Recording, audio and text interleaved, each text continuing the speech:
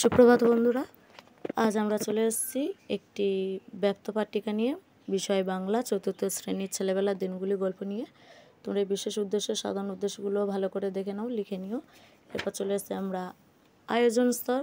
এখানে তোমরা দেখো শিক্ষক শিক্ষিকার কাজ কি লিখেছি আমি, এছাড়া যৌক্তিকতা, শিক্ষার্থী আচরণ, সেগুলো ভালো করে দেখে লিখে নিও। এরপর দেখো আমরা চলে আসছি পাঠ ঘোষণায়। উপস্থাপন স্তর, এখানে কি কি কাজ আমি দিয়েছি, শিক্ষিকা কি কি কাজ করবেন, এছাড়া বিভিন্ন যৌক্তিকতা, শিক্ষার্থীর আচরণ।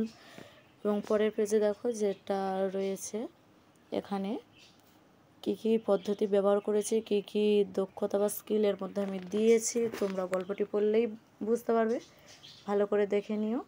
কোনো সমস্যা হলে আমাকে কমেন্টে জিজ্ঞেস করতে ভুলো না।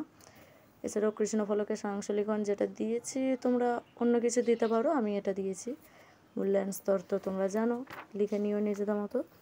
এরপর আছে কর্মপত্রে আমি জ্ঞানবোধ, প্রয়োগ, দক্ষতার ওপরে লিখেছি। আজকের এই পর্যন্ত, টাটা।